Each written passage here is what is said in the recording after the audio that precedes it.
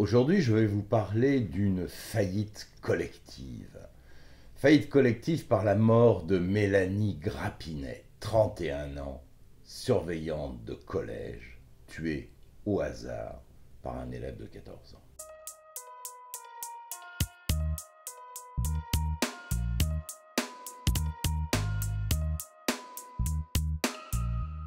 Mélanie était mère d'un enfant de 4 ans et à la suite de problèmes de santé, elle avait abandonné son métier de coiffeuse pour devenir surveillante de collège depuis quelques mois. Un drame de plus qui a figé d'effroi et de stupeur la France entière. Collège Françoise Dolto en Haute-Marne, mardi 10 juin.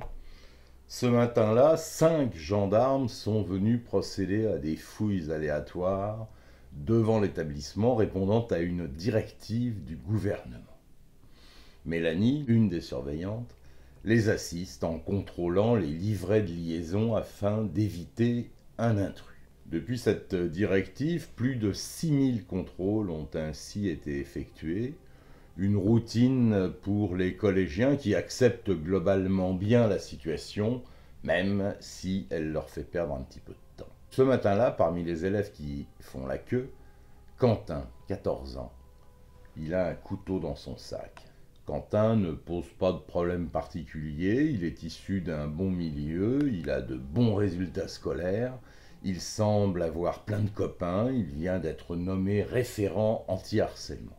En fouillant un peu dans son passé, on découvre tout de même qu'il a fait l'objet de 2 exclusions temporaires pour avoir joué du poing sur un enfant plus petit que lui, un enfant de 6e. On note également qu'il s'emporte facilement, il peut faire preuve de saute d'humeur. Il est sans doute encore un peu tôt pour dresser son portrait psychologique. Pire, Quentin aurait confié à un de ses copains ses intentions criminelles, à savoir tuer une surveillante, peu importe laquelle, mais une surveillante.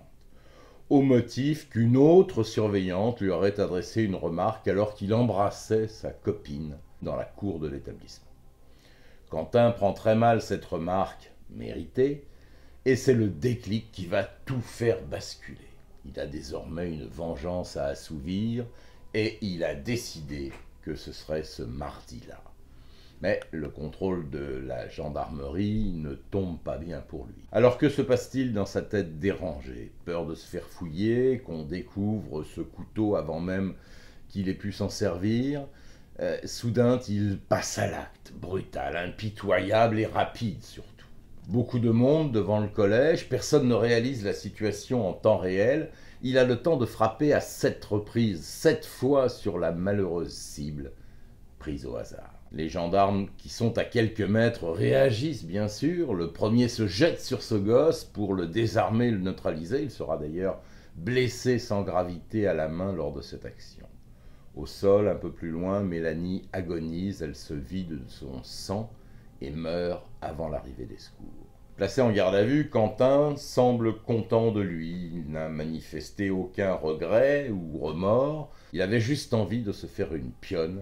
Il l'a fait. Je parlais de faillite collective au début de mon propos. Malheureusement, ce drame n'est pas un drame isolé. Des faits similaires se sont succédés ces derniers mois sans que rien ne semble pouvoir les stopper. Alors les pseudo-spécialistes et politiques s'emparent de l'affaire et pérorent, il faut, mais il faut quoi? Condamner avec la plus grande fermeté, mais on l'a dit 1000 fois et forcé de constater d'une part que les peines restent faibles et surtout qu'elles ne sont pas dissuasives, donc ce n'est pas la bonne solution. Il faut trouver autre chose de plus efficace. Notre Premier ministre pensait tenir ou détenir une piste. Il annonce sa volonté d'interdire la vente des couteaux aux mineurs. Alors là, je serais quand même curieux de savoir comment il va mettre en place une telle mesure, quand on sait que via Internet, on achète à peu près tout ce que l'on veut, mineur ou pas, et que personne ne vérifie rien. Et puis même dans ce cas précis, je vous rappelle que le couteau était dans le tiroir de la maison familiale. Le couteau, Quentin l'a pris donc dans la cuisine de ses parents, je viens de vous le dire. Quentin ne fréquentait pas ou très peu les réseaux sociaux. Donc dans ce cas, le crime est commis devant l'établissement. Donc même s'il y avait eu un portique, il n'aurait servi à rien. J'ajoute que les couteaux en lame céramique ne sont par définition pas en métal, bien évidemment, ne sonnent pas. Alors on ne peut rien faire. Ben si, bien sûr qu'on peut faire, et heureusement d'ailleurs. Mais je pense qu'au lieu de réfléchir à ce que l'on peut encore et toujours interdire, il serait peut-être quand même temps de s'interroger sérieusement sur nos valeurs éducatives et sur ce qu'on a transmis à notre jeunesse. Voilà, c'était ma minute judiciaire du nouveau détective. Je vous dis à la semaine prochaine pour un nouveau dossier. Et si vous voulez rester informé de toutes nos enquêtes afin de ne rien rater, abonnez-vous à la chaîne et activez la cloche.